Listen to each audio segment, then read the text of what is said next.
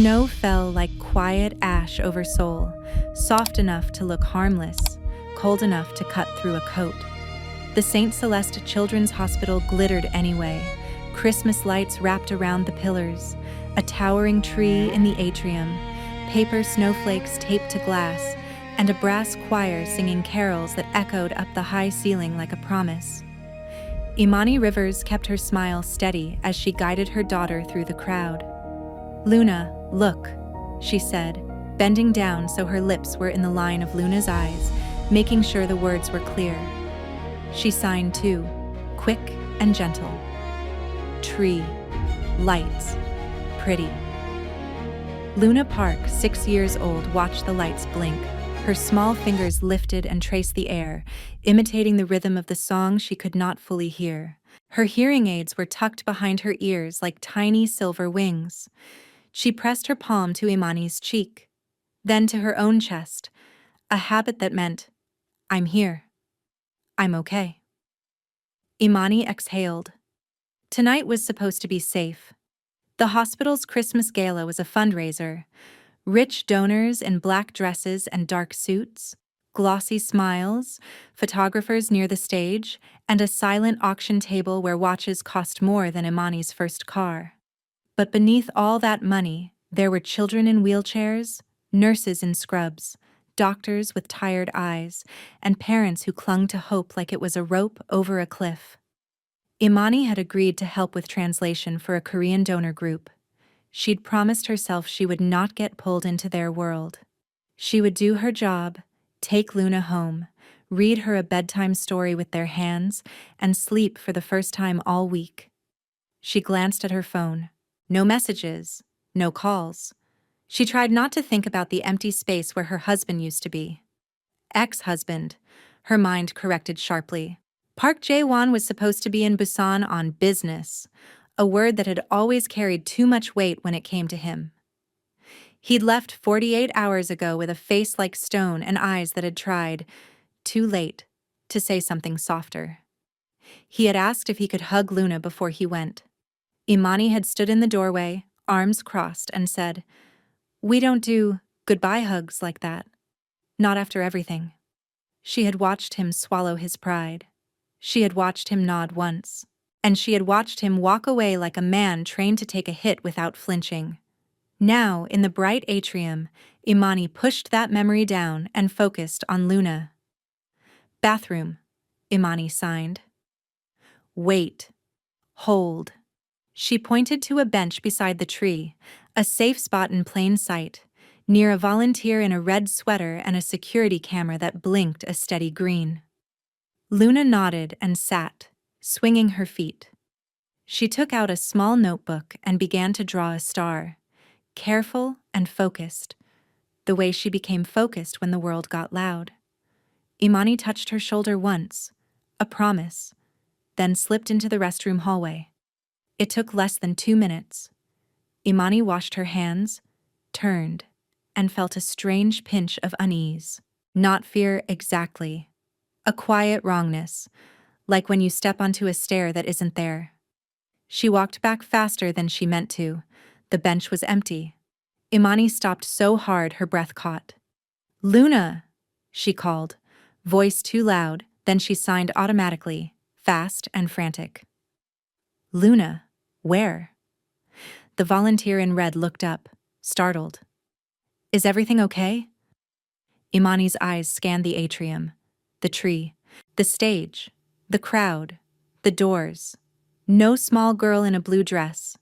No silver hearing aids. No notebook. Imani's stomach dropped. She moved, weaving through bodies that didn't part fast enough, pushing past a donor with a champagne glass, ignoring a sharp, "Excuse me?"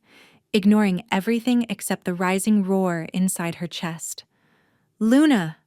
She tried to keep her voice steady, but it broke. She ran to the information desk. "My daughter," she gasped. She was right there. "She's 6. She's deaf. She has hearing aids. Her name is Luna."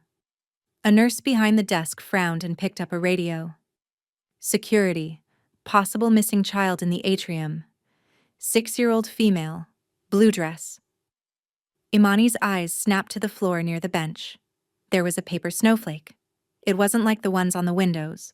This one was folded thick, edges crisp, made from heavier paper.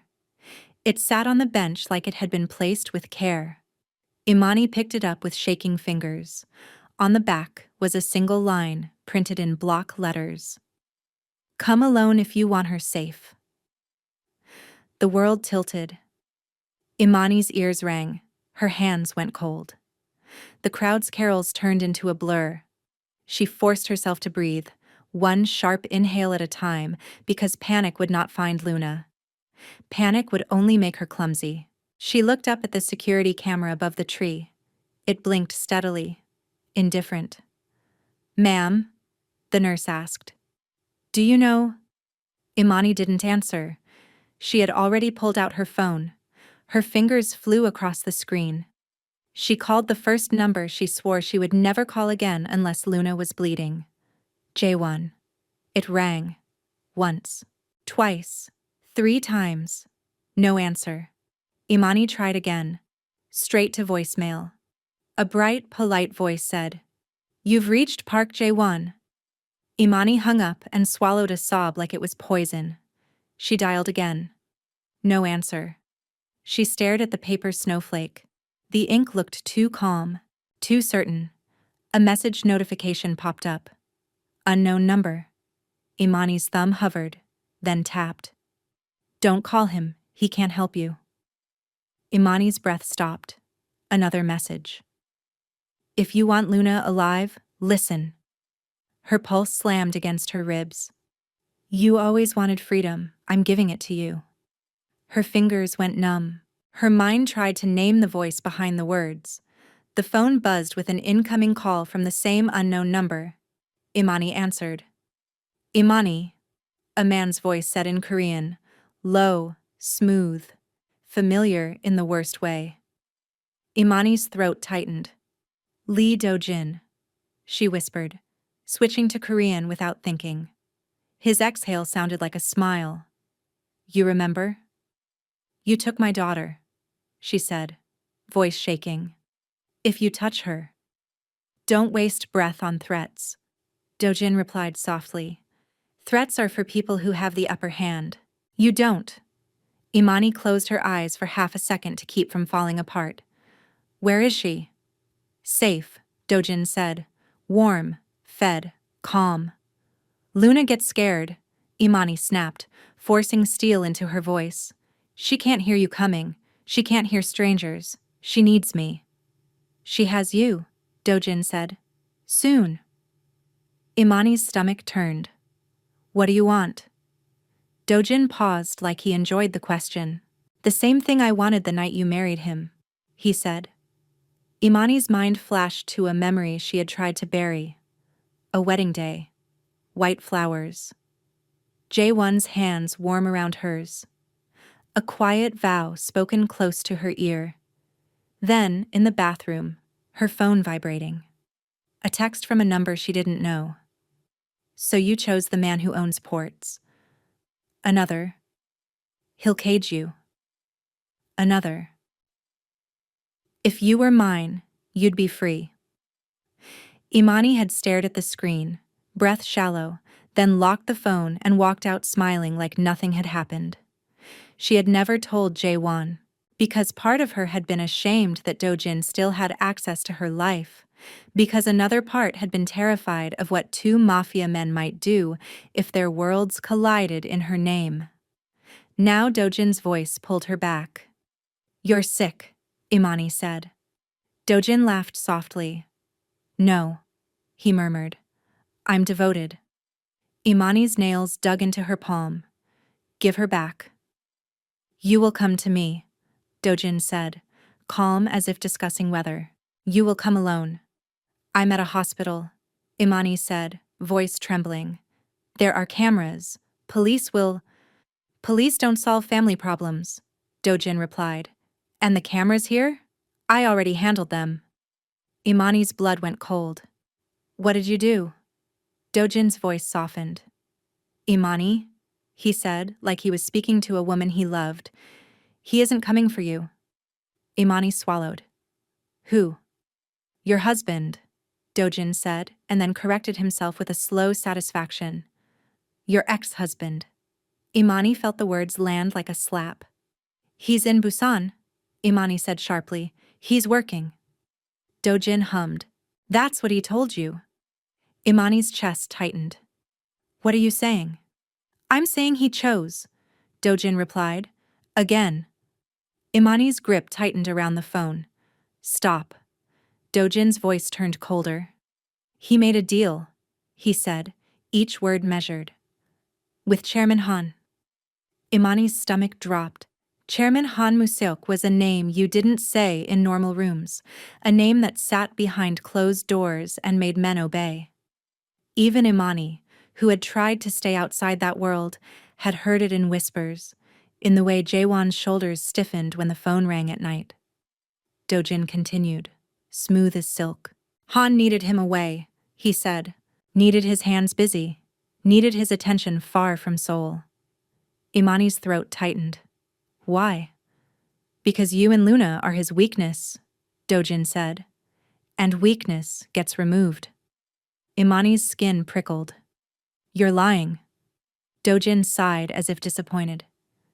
You still protect him, he said softly, even after the way he discarded you. Imani's eyes burned. She heard Nina's voice, weeks ago, whispering, truth is for people who can afford it. What do you want? Imani demanded again. A choice, Dojin said. The one you should have made in the first place. Imani's breath shook. I'm not going with you. You will, Dojin replied. Because you're a mother. Imani's mouth went dry. Dojin's tone softened again, cruel in its gentleness. He promised Han he would leave you, he said. He promised he would stop being distracted. He promised he would let Luna go. Imani felt her heart fracture. No, she whispered, and the word came out like a prayer. He already did, Dojin said. Look at your phone. He's not answering, is he? Imani stared at the missed calls on her screen, at the empty space where Jaewon's voice should have been. Her mind pulled up every memory she had tried to excuse. The nights he came home late with no explanation. The bruises he claimed were nothing. The meetings he called logistics. The way he kept his face calm while her world shook. The way he believed silence was protection. And the way silence had carved a hole between them until it became a divorce. Imani's voice shook with rage and fear. If you hurt her, I won't, Dojin cut in, suddenly sharp. I'm not him. Imani flinched. You don't get to say that. Dojin's voice lowered, intimate. Imani, he said, I'm giving you a clean way out. Away from Han. Away from Jaewon. Away from that cage. Imani swallowed, fighting the spiral. Where is she? She asked, forcing herself back to the only thing that mattered. Tell me where my child is. A pause. Then Dojin said, Drive to the old Riverside Warehouse District, the one near the dry docks. You know it. Imani's stomach turned again. She did know it. She had gone there once, years ago, when she was still with Dojin, before she understood what he truly was. Back when she thought he was a man with sharp eyes and rough hands and bad friends, not a man who could make children vanish in a hospital full of lights. What if I bring police? Imani asked. Dojin's voice became soft as velvet. Then I send you a video, he said, and you won't like it. Imani's throat closed. Don't you dare. Come alone, Dojin repeated. Or you lose her. The call ended. Imani stood frozen with the phone pressed to her ear as if her body didn't understand that the sound was gone. The hospital atrium swirled around her. Music, laughter, clinking glasses, like a cruel joke. A security guard approached. Ma'am, we're checking the exits. Do you have a photo of your daughter? Imani forced herself to move. She pulled up a picture of Luna, smiling, cheeks round, hair in two small buns, holding a plush rabbit. She showed it with shaking hands. Yes, she said, voice hoarse. That's her. We're calling the police, the guard said. Imani's chest tightened. Police meant time. Police meant procedure. Police meant Luna crying in a place she didn't know, unable to hear who was coming. Wait, Imani said sharply. The guard frowned. Ma'am? Imani's mind ran fast, brutal. She thought of Dojin's voice, calm and sure. She thought of his claim that the cameras were handled. She thought of the kind of money and reach men like him had. She thought of Jae-won not answering. Imani forced herself to breathe. She began, then stopped. She couldn't say, a mafia man has my child. Not here. Not in front of donors with phones. Not if the wrong ears belong to the wrong people. A hand touched her elbow gently. Imani flinched and turned. Dr. Evelyn Carter stood beside her, the audiologist who had worked with Luna for months. Evelyn's eyes were sharp, kind, and trained to read panic. Imani, Evelyn said quietly. What happened? Imani stared at her and felt the first tear slip free. She wiped it fast, angry at herself. My daughter is gone, she whispered. Evelyn's face tightened. Gone? Imani's throat shook. Someone took her. Evelyn's gaze flicked to the security guard, then back to Imani. We call police, she said firmly. Imani's voice cracked. If I do, he hurts her. Evelyn's eyes narrowed. He? Imani swallowed. Her. My ex-boyfriend, she whispered, ashamed of the word as if it made this her fault. He called. He has her. Evelyn's jaw tightened. Imani, you can't go alone. I don't have a choice, Imani whispered. Evelyn's voice turned steady, practical. Then you need someone who can track, not fight, she said. Hospital security. Raphael. Imani blinked. Raphael Kim? Evelyn nodded. He's head of security, ex-military police. He won't panic. He won't gossip. He will move. Imani's first instinct was no. No men, no power, no more people controlling her. But this wasn't pride. This was Luna. Get him, Imani said.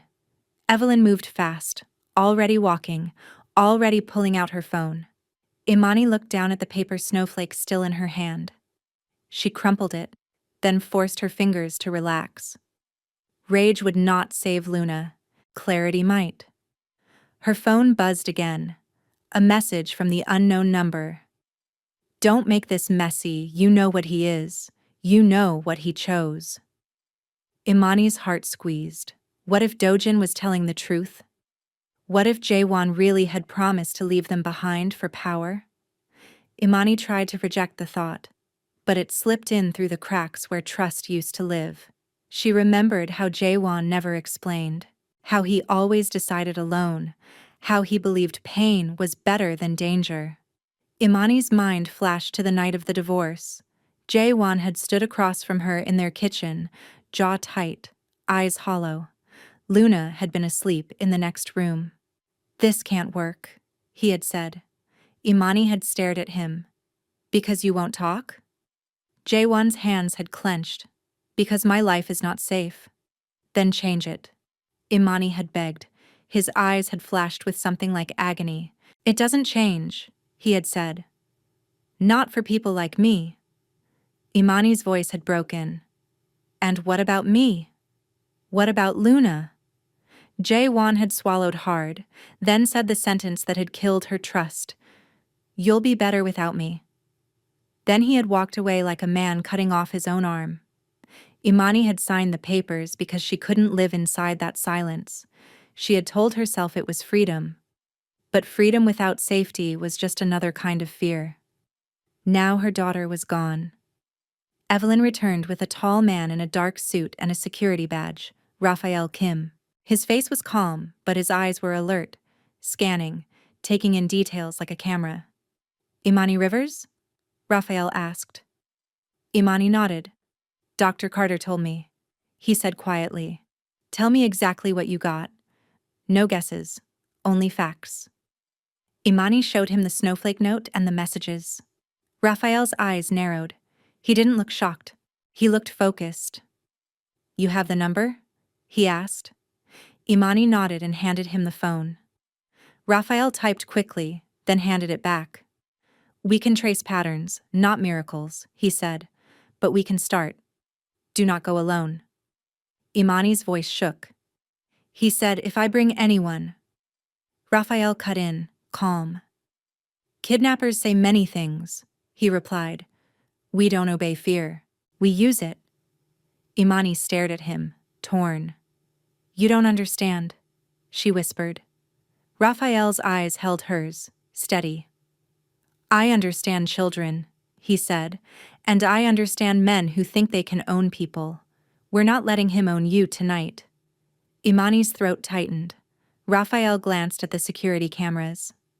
Our feeds, he said. Let me see the last 10 minutes from the atrium cameras. A younger guard jogged off. Evelyn gripped Imani's shoulder gently. We'll get her, she whispered. Imani nodded, but the word felt thin. Her phone buzzed again. This time it was not the unknown number. It was Jaewon. Imani's heart slammed. She answered instantly. Where are you? She demanded, voice breaking. Luna is gone. Silence on the line for one breath. Then Jaewon's voice, low, controlled, and suddenly alive with panic, hit her like heat. What do you mean, gone? He asked. Imani's throat tightened. Someone took her, she whispered. Doo-jin called me. He has her. A sharp inhale, a curse under his breath in Korean. Listen to me, Jaewon said, voice turning hard. Do not go to him. Imani's eyes filled with tears. He said he'll hurt her if I don't. Jaewon's voice dropped, fierce with restraint. He will hurt her if you do, he said. That's his game! Imani's rage flared. Where were you? She snapped. Why didn't you answer? Why are you always gone when… Jaewon's voice cut in, rough. I was sent, he said. I didn't choose it. Imani froze. Sent by who? A pause. Then quietly, Chairman Han. Imani's stomach dropped again. Jaewon's voice was tight. I'm driving back now, he said. I'm 2 hours out. Raphael is with you? Imani's eyes flicked to Raphael, who was watching her with sharp focus. Yes, she whispered. How do you know Raphael? I know everyone who keeps my child safe, Jaewon said. The words were simple, but they carried something new. Ownership, yes, but also responsibility. Imani's throat tightened. Doo-jin told me you promised to leave Luna, she blurted, the fear spilling out before she could stop it. He said you chose power. He said you made a deal. Jaewon went silent for half a second. Then his voice turned colder than she'd ever heard. He is lying, Jaewon said. Imani's breath shook. How do I know? Jaewon's voice softened just enough to cut. Because I'm talking to you now, he said.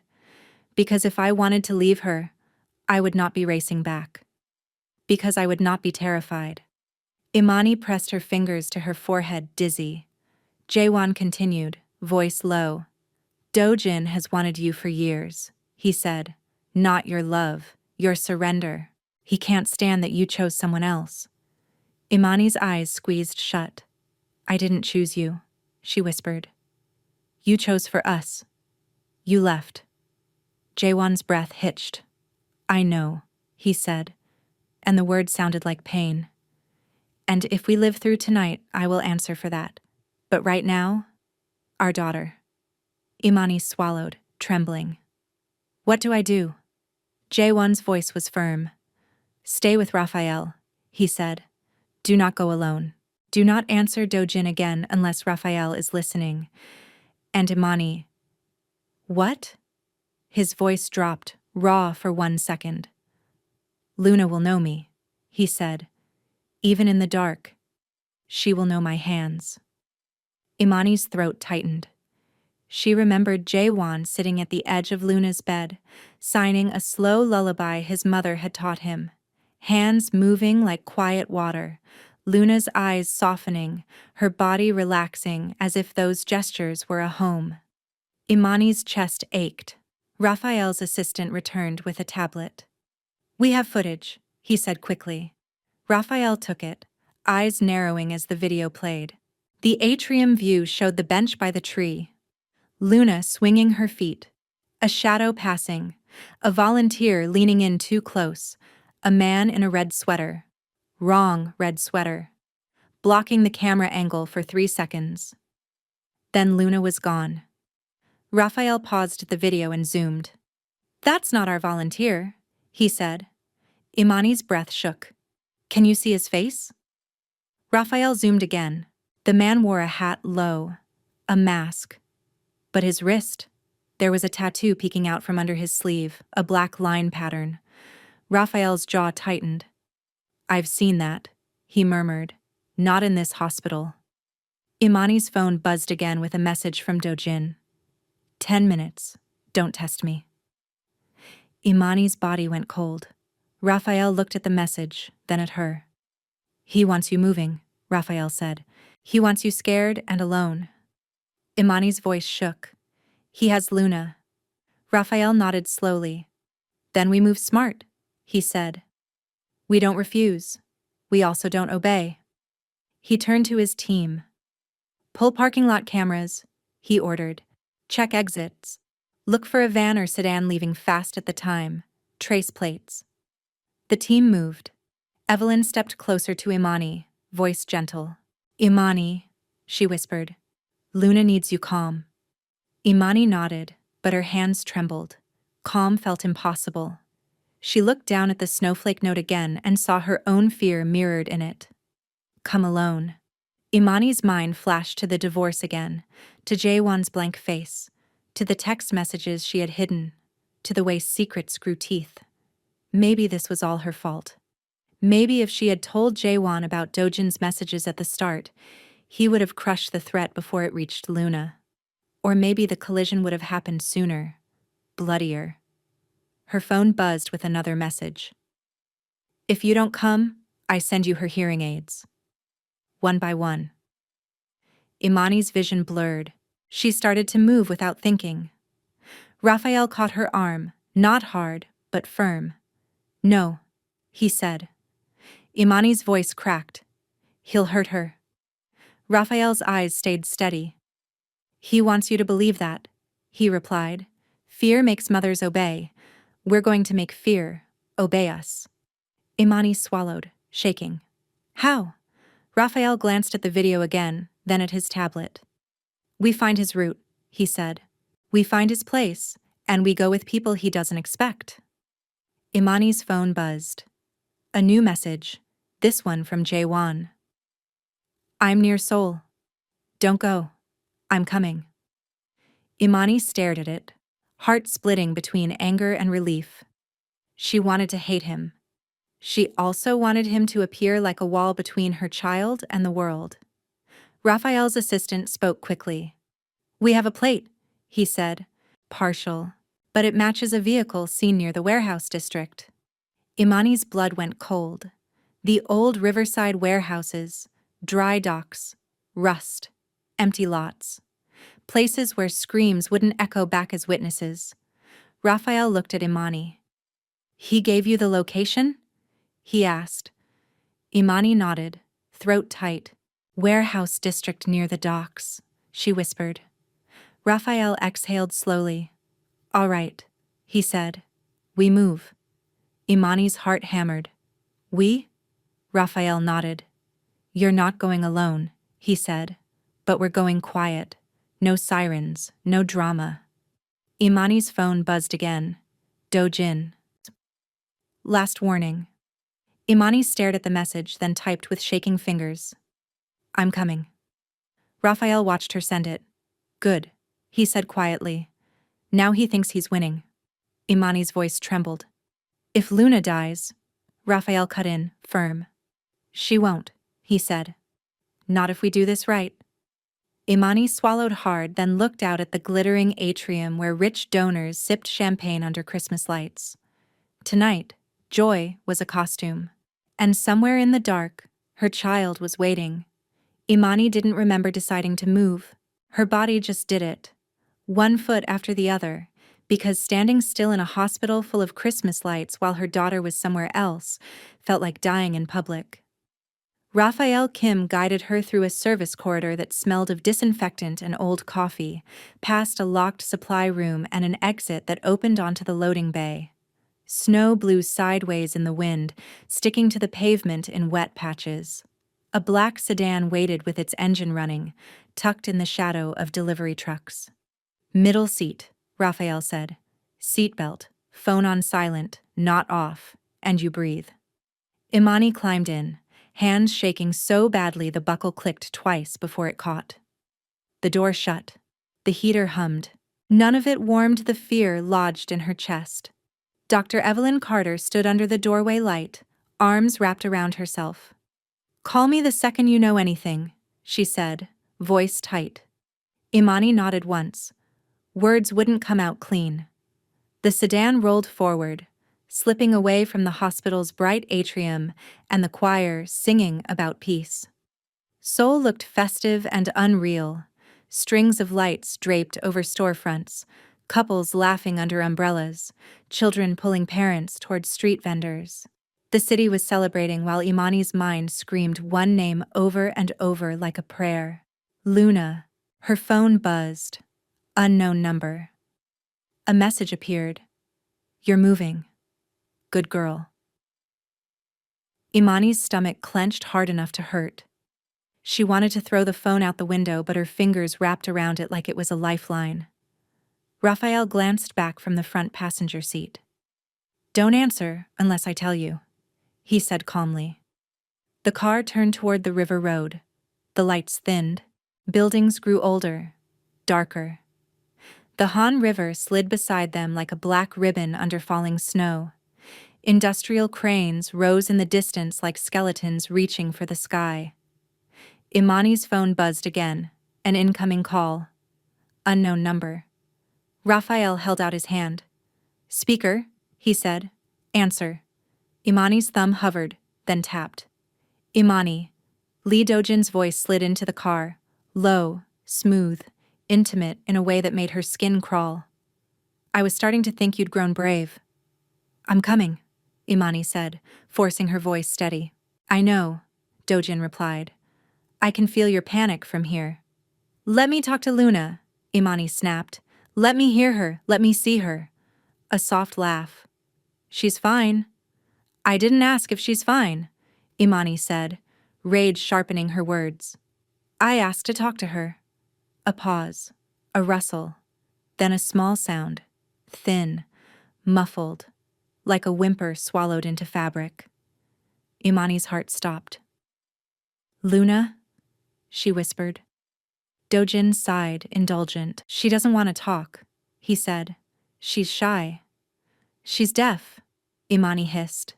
"She's terrified." "Then come faster," he said. "And come alone. If you bring anyone, the deal changes." Imani's eyes flicked to Raphael. Raphael lifted 2 fingers, silent. "Keep him talking." "How will I know where to go?" Imani asked, swallowing hard. "Don't play games." "Follow the river road," Dojin said.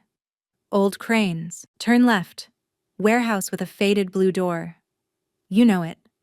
His voice dipped lower. "Park used to store things there.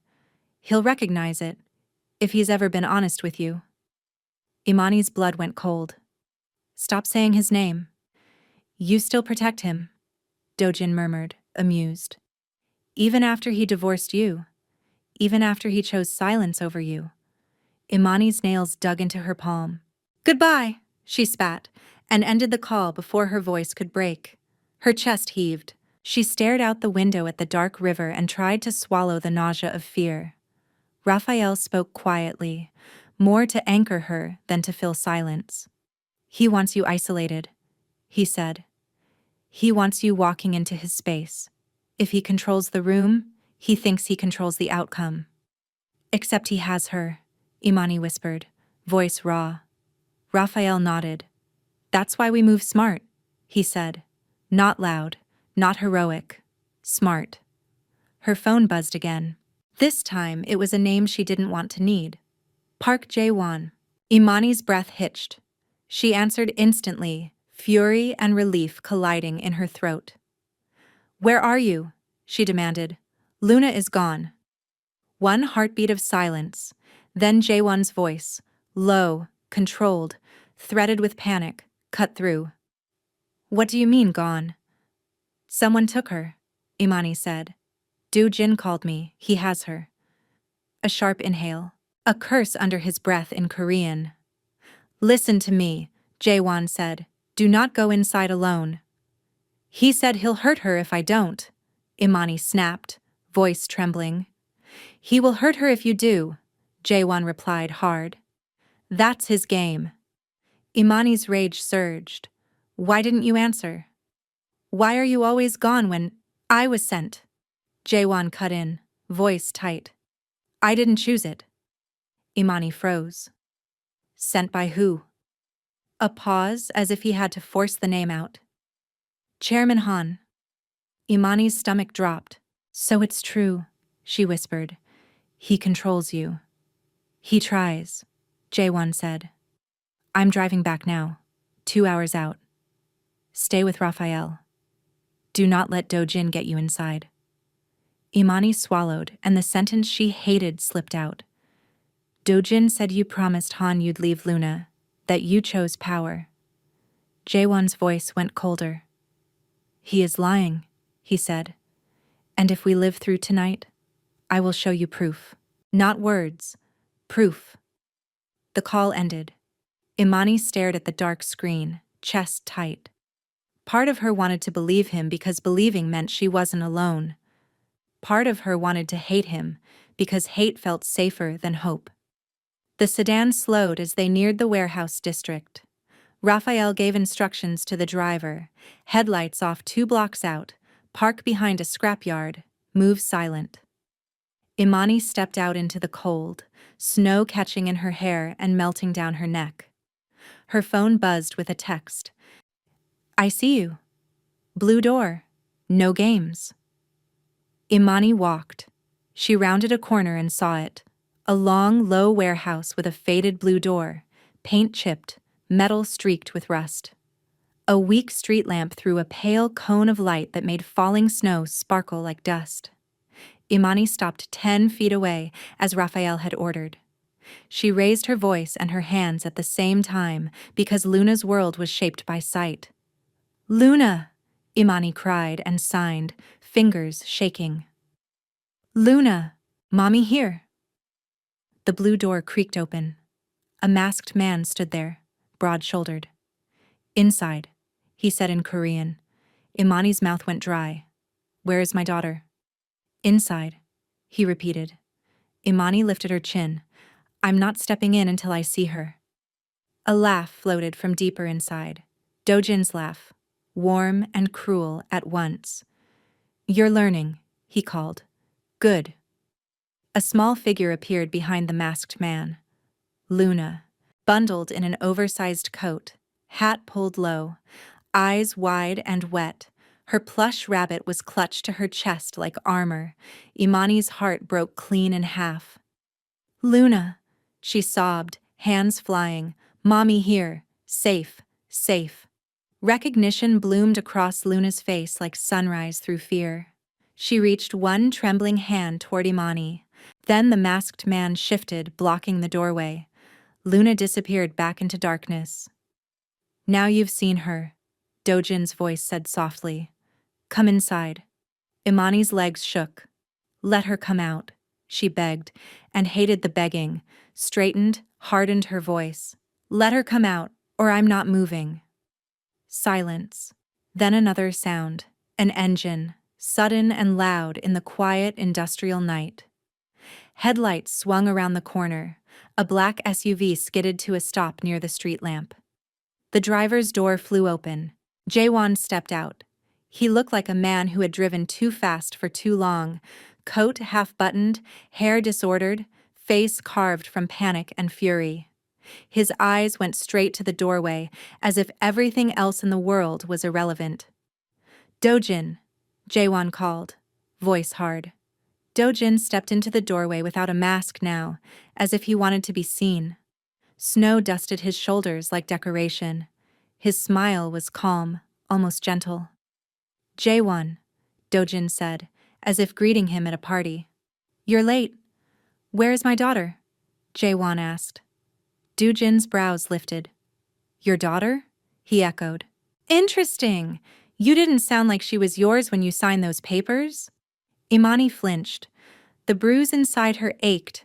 Jaewon's jaw flexed. "Don't speak about her," he said, quiet and lethal. Dojin turned his gaze to Imani, softening it. "Imani," he murmured. "You see? Even now he speaks like he owns." Imani's hands clenched. "He doesn't own me," she snapped. "Neither do you." Dojin's smile thinned. "Then prove it," he said. "Come with me. Take your child. I'll erase the battlefield. No Han, no park, no cages." "Freedom doesn't come with kidnapping," Imani said, voice shaking. Dojin sighed like she disappointed him. "Kidnapping is ugly," he agreed, "but necessary. You only wake up when the ground burns." Jaewon's eyes locked on a tiny movement behind Dojin, Luna trying to see. Jaewon lifted his hand slowly under the street lamp and began to sign toward the doorway. "Luna, Daddy here. Look. Breathe." Luna's eyes fixed on his hands instantly. Her shoulders dropped a fraction. Her rabbit grip loosened. Dojin's face tightened with jealousy, sharp as pain. He shifted to block Luna's view again. Imani's blood boiled. "Don't," she hissed. "She needs to see." "She needs to be free," Dojin snapped. "She needs to be safe," Imani shot back. "And you aren't safety." Dojin's gaze sharpened. "Ask him," he said, turning to Jaewon. "Tell her what Han ordered you to do." Jaewon's chest rose slowly. "Han ordered me away," he said. "He wanted distance to become permanent." Imani's throat tightened. "And you went." "I went to keep him from coming to you," Jaewon replied, voice rough. "I went to buy time." "And you didn't tell me," Imani whispered. Jaewon swallowed hard. "No," he admitted. Dojin laughed softly, satisfied. "There it is," he murmured. Silence, his favorite weapon. Imani wanted to scream at Jaewon, to punish him for every moment he had made her guess. But Luna was behind that door, and rage was a luxury she couldn't afford. "I don't belong to either of you," Imani said, voice trembling but clear. "I belong to my daughter." Dojin's smile vanished. "Then come get her," he said, stepping back. "Alone. Inside." Raphael's hand lifted in warning. His eyes scanned the shadows around the warehouse. Men were positioned there, shapes too still, too ready. "It's a trap," Raphael murmured. Jaewon nodded slightly. "There's a side-loading door on the east wall," he said quietly. "I used it years ago." Imani's stomach twisted at the word years. Years of a life he never explained. Raphael didn't care about history. "Show me," he said. They moved along the wall in shadow. Snow crunched under their shoes. The east loading door was chained. Jaewon crouched, pulled a small tool from his pocket, and worked quickly, too practiced. The chain clicked and loosened. The door creaked open. Inside was darkness and stale air. Somewhere deeper, a small, uncertain sound made Imani's knees go weak. They slipped in. The warehouse interior felt like it was holding its breath. Crates formed narrow corridors. A flickering strip light cast shadows that looked like moving bodies. Imani kept one hand ready to sign because Luna needed sight more than sound. Then she saw her. Luna stood at the end of a corridor, bundled and trembling. Her eyes widened as she recognized her mother's silhouette. She clutched her rabbit so tight her knuckles looked pale. Imani surged forward. "Luna," she gasped, and signed, hands shaking. "Mommy. Safe. Come." Luna took one step. A hand snapped from the shadows and grabbed Luna's wrist. Imani's breath ripped away. Dojin stepped into the corridor, close enough now that Imani could see the cold certainty in his eyes. He held Luna like leverage, not like a child. "You came in," he said softly. "Good." Raphael's voice was calm and controlled. "Release the child." Dojin ignored him. He nodded toward a speaker on a crate. A recording played. Grainy, convincing. Chairman Han's voice. "Remove the weakness. Woman and child are leverage." Imani's blood went cold. Dojin watched her face, feeding on her doubt. "You hear it?" he whispered. "That is the world he serves." "It's fake," Jaewon said instantly. "Prove it," Dojin murmured.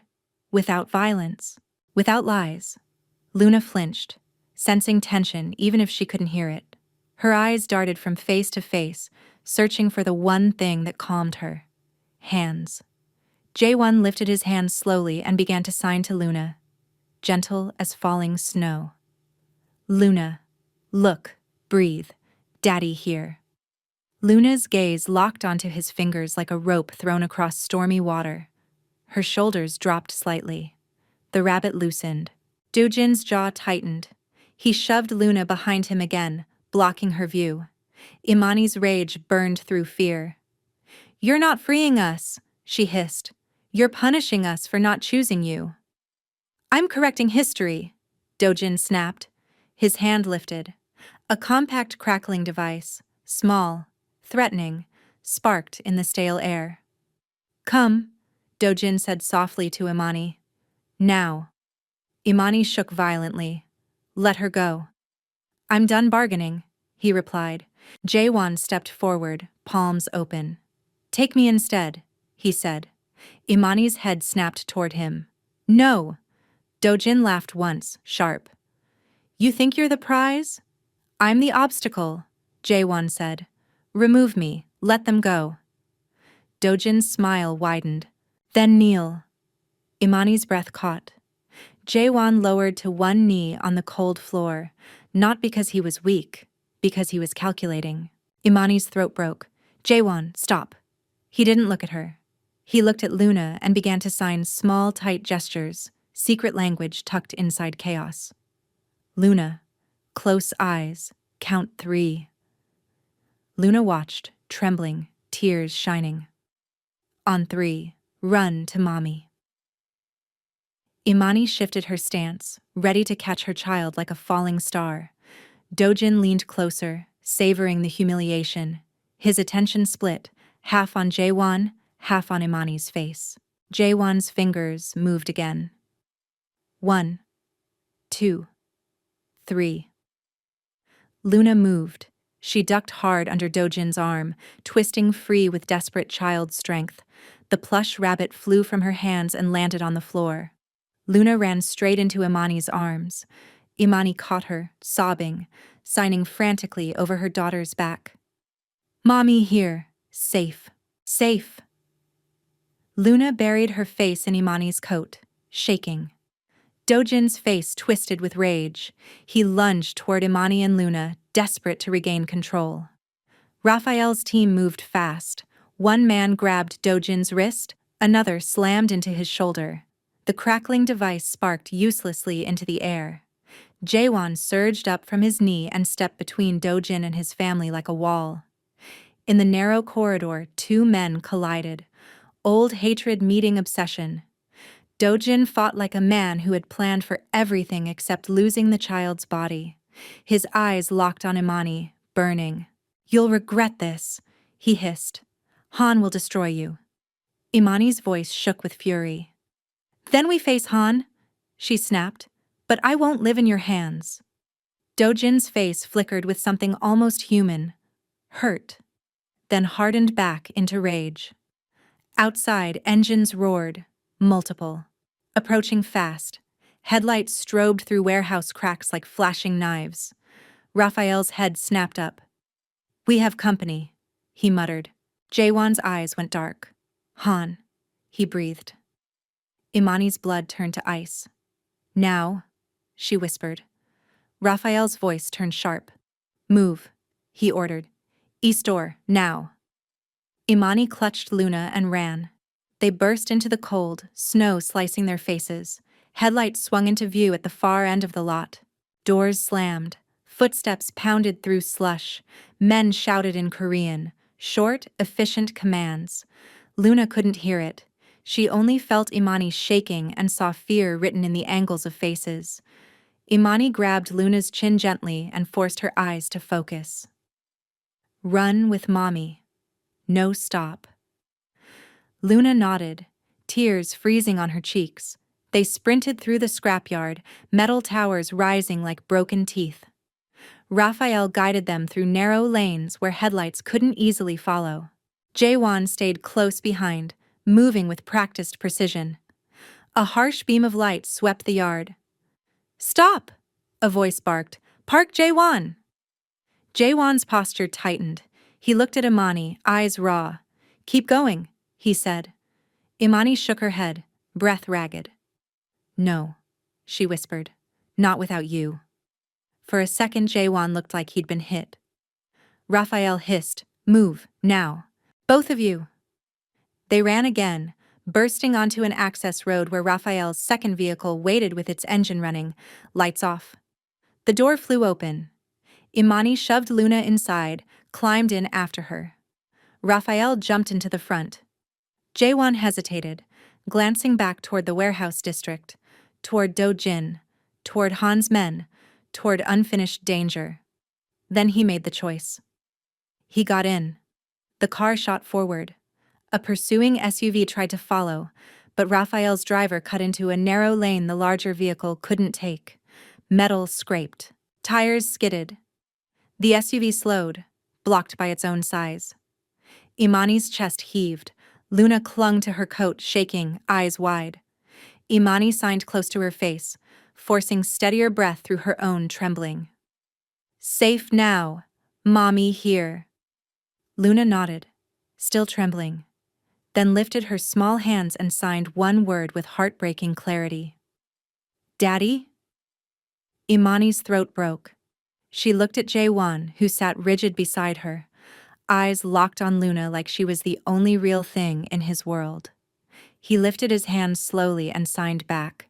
Daddy here. Luna's shoulders sagged. She pressed her forehead to Imani's chest and breathed. The city blurred past as they drove to a discreet, safe apartment, owned by a hospital trustee who owed Raphael a life debt. A small Christmas tree blinked in the corner, absurdly cheerful. Imani wrapped Luna in a blanket and sat close, signing slowly, carefully, anchoring her child back into a world that made sense. Home soon, you brave. Luna's fingers touched Imani's cheek, then her own chest. She was here. She was okay. Then her eyes flicked to Jaewon again. Daddy, stay. Jaewon's throat worked. He signed back, hands steady. Daddy, stay. Imani watched that exchange and felt her heart twist. She hated him for the silence that broke them. She couldn't deny the bond Luna carried in her bones. Raphael's phone buzzed. He listened, then returned with a grim expression. They caught Do-jin's driver, he said. Found phones, recordings, a schedule. Do-jin didn't do this in a vacuum. Imani's skin prickled. Han, she whispered. Raphael nodded. We can make this public enough that it can't be buried, he said. But we need something solid. A chain. Jaewon's jaw tightened. Do-jin will talk when he realizes he was used, he said. Imani's stomach churned. You want to use him, she said. I want to stop him, Jaewon replied flatly. And stop Han. Hours blurred into calls and coordination. Luna slept in short bursts, waking with wide eyes. Each time Jaewon signed the same slow lullaby, hands moving like quiet water, while Imani held Luna close. For a few minutes at a time, the three of them formed a small circle of warmth against the world. Near dawn, Raphael returned with a hard set to his mouth. Do-jin is in private holding, he said. No press yet. He's scared. Han's men were too close tonight. Do-jin realizes he wasn't the mastermind. Imani's blood ran cold. We go, she said before she could stop herself. Jaewon looked at her, surprise and something softer crossing his face. You don't have to, he began. I do, Imani cut in, voice shaking. If he's going to tell the truth, I want him to say it to my face. For Luna. In the holding room, Do-jin sat with a split lip and eyes that burned with bitterness. When he saw Imani, his gaze softened as if he thought tenderness could erase what he'd done. Imani, he murmured, you don't understand what Han is. I understand what you did, Imani snapped. Do-jin flinched, then laughed bitterly. Yes, he said. I took her. I thought if I shook your world hard enough, you'd finally choose. Jaewon's voice was ice. Who told you I'd be away?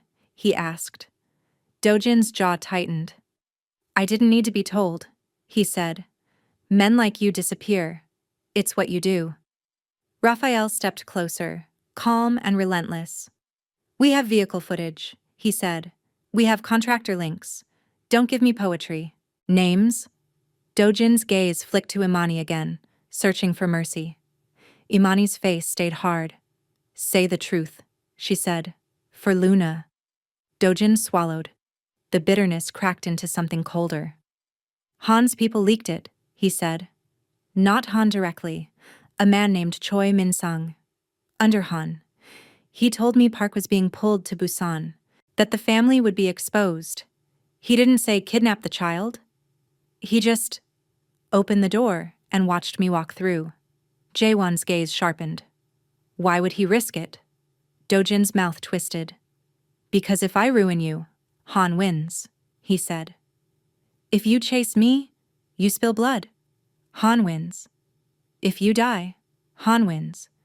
If your wife hates you, Han wins. He looked at Imani, shame flickering. I thought I was controlling the story. Turns out I was the story. Raphael's jaw clenched. We record this, he said. Do-jin's eyes widened. No, he snapped. If Han hears... Han already hears everything, Jaewon said quietly. That's why we stop whispering. They recorded the statement with timestamps, faces visible, evidence linked to footage and contractor trails. Then Raphael made a call that reached beyond the local police easily bent by money. The story grew too large to bury. Chairman Han Moo-seok arrived at a private office tower later that morning expecting control. He found screens and files and faces that didn't flinch. Footage from the hospital, the warehouse pursuit, contractor payments. Do-jin's recorded confession naming Choi Min-sung. A trail that didn't claim Han held Luna's wrist, but proved Han's hand tilted the board. Han's face stayed calm. His eyes narrowed. You think this hurts me? He asked softly. It hurts your invisibility, Raphael replied. Han's gaze slid to Imani, cold. You should have stayed out of this world, he said. Imani lifted her chin. I tried, she replied. But men like you drag women into your wars and call it fate. Han's smile was thin. He looked at Jaewon. And you, he said, were always easiest to control, because you confuse suffering with loyalty. Jaewon's jaw tightened. Not anymore, he said. Han studied him as if seeing him for the first time. You'll lose everything, Han said. Name, protection, power. Jaewon's voice was steady. Then I'll finally know what's mine, he replied. Authorities moved, not with dramatic handcuffs, but with investigations, frozen contracts, detained men, pressure that cracked networks. Power didn't die in one morning, but it bled. When they returned to the safe apartment, Luna was awake, blanket around her shoulders. Her eyes widened when she saw Imani and Jaewon enter together. She lifted her hands, trembling. Mommy? Daddy? Imani sat beside her and signed slowly, carefully. Safe now. Bad men stop. Jaewon added with his own hands, steady.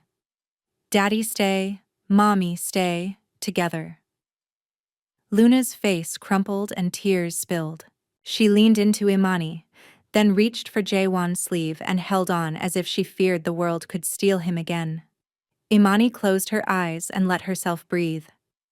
Later, when Luna finally slept deeper, Imani stood in the small kitchen with Jaewon. Snow fell outside the window. The city looked soft and innocent, as if it hadn't tried to devour her child. Imani turned to him, exhaustion sharpening her honesty into a blade. "You don't get to disappear again," she said. Jaewon nodded. "I won't." "You don't get to decide pain for me again," she continued, voice shaking. "You don't get to leave and call it love." Jaewon's eyes were raw. "You're right," he said. "I did it because I was afraid. And because I was trained to believe silence is strength." Imani's laugh was bitter. "Silence is a vacuum," she whispered. "Liars fill vacuums." "I know," he said, "and sorry doesn't fix it." "Then what does?" Imani asked, voice low. Jaewon took a slow breath, like a man forcing himself to learn a new language. "Truth," he said. "And permission." Imani frowned slightly. "Permission? I've spent my life taking space," he said, "taking control. Tonight I saw what it costs." His eyes held hers. "May I hold your hand?" The question landed differently than any promise he had ever made. Imani stared at him for a long moment, letting the fear and anger settle into something clearer. Then she extended her hand. Not because everything was forgiven, but because Luna deserved a home built on something stronger than pride. Jaewon took her hand carefully, as if her consent was fragile and sacred. "This isn't a reunion," Imani warned quietly. "This is a trial." Jaewon nodded. "Then I'll earn it," he said. From the other room came a soft shift, Luna turning in her sleep, breathing steady. Imani squeezed Jaewon's hand once, grounding herself in the reality that they were still alive. "Start with the truth," she whispered. "All of it. No more hiding. If we're a family, we decide together." Jaewon's eyes softened. "Together," he repeated. Outside, Christmas lights blinked on and off like a heartbeat.